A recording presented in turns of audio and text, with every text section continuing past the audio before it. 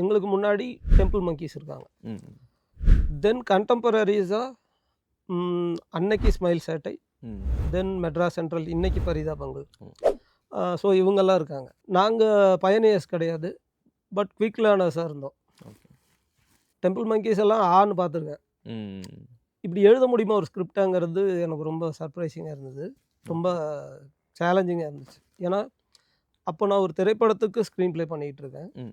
ஆனால் ஒரு யூடியூபுக்கு 10 நிமிஷத்துக்குள்ளே இப்படி ஒன்று எழுதுறது இருக்குல்ல, அது உண்மையிலுமே முடியுமாங்கிறது எனக்கு தெரியல. ஓகே. பட் அது ஸ்பான்டேனியஸாக நடந்துச்சு. ம். டிமானிட்டைசேஷன் வரும்போது ஒரு 10 சம்பவங்களை தொகுத்து ஒரு வீடியோவுக்கான கண்டென்ட்டாக அதை மாற்றும்போது ஓகே இதுதான் அப்படிங்கிறது தெரிஞ்சிருச்சு. ஆனால் அது கண்டினியூ ஆகுமான்னு எனக்கு தெரில. ஓகே. ஏன்னா ஒவ்வொரு வாரமும் ஏதாவது ஒரு டாபிக் வந்துட்டே இருக்கும். ம். ம். அதுக்கு கண்டென்ட் எழுதணும். அப்படிங்கும்போது அந்த நேரத்தில் உங்களுக்கு அதிகபட்சமே அரை நாள் ஒரு நாள் தான் நேரம் இருக்கும். ஏன்னா அடுத்த நாளைக்குள்ளே வேற ஒரு டாபிக் வந்துடும். ம். ட்ரெண்ட்லயே. So you have to be very quick to follow that. Hmm. அதை நீங்கள் விட்டீங்கன்னா, நீங்கள் வேற ஒரு 2 நாள் விஷயம் கழிச்சு அதை போட்டிங்கன்னா அதை பார்க்குறக்கு யாரும் இருக்க கண்டிப்பா. மாட்டாங்க. அதனுடைய பஸ் இருக்காது. ம். ம். ஸோ அது குறையிறதுக்குள்ளே எழுதணும் போது ஒவ்வொரு வாரமும் ஒரு ரைட்டராக எனக்கு அது ஒரு டிஸ்கவரி தான். என்ன நான் டிஸ்கவர் பண்ணிக்கிறேன்.